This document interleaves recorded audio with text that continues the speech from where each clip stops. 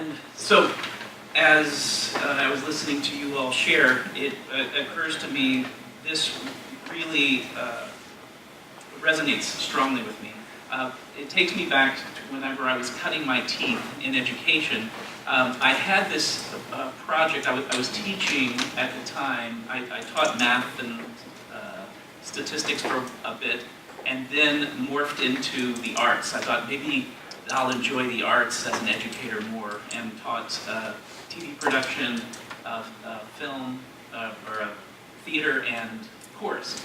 And I had these kids that would come into the class looking for an easy A.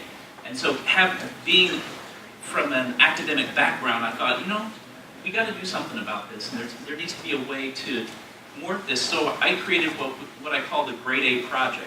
I said, you can come to class, you can participate in the concerts and all that fun stuff that you like to do and get a B in my class.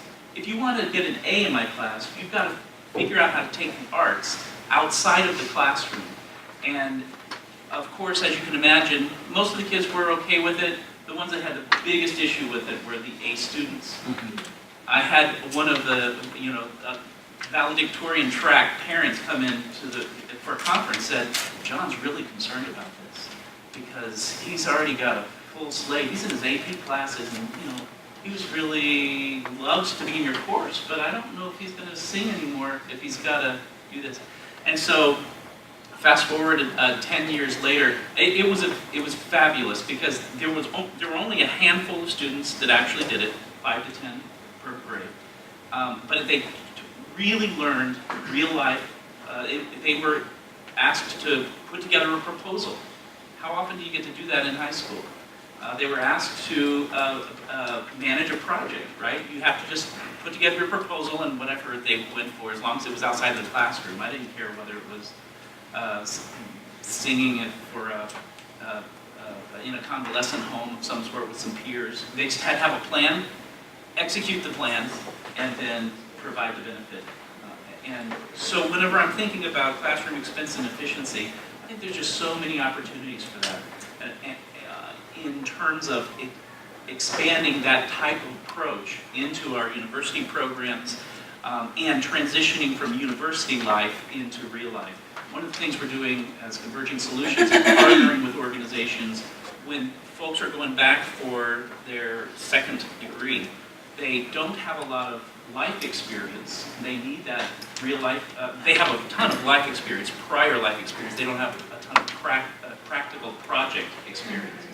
And so we're trying to do some matchmaking and provide guided work-life experiences where they can bring some of the rich life experience into this new project world and fill in and get their resume items at the same time. It's that same kind of an approach that I started way back in education in this Grade A project.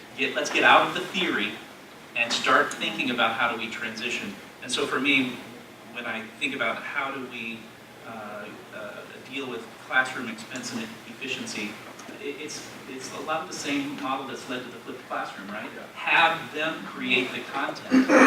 They learn so much by going through that process. The challenge, it sounds like, that both of you are throwing out is how do we maybe go beyond the classroom to make sure that we're learning in ways that are effective.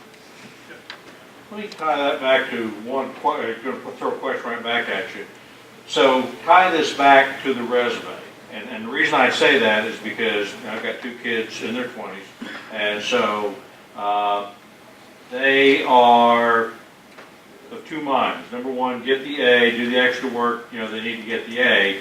But also, what do I need to do to get the job? What do employers look for on the resume that's going to get me that job? I'll answer first in this regard and just say what I encourage people to do is focus on the functional resume, especially if they're in a life transition of some sort. Recruiters hate it. HR hates it because they can't put it in a box. And to that I say, too bad.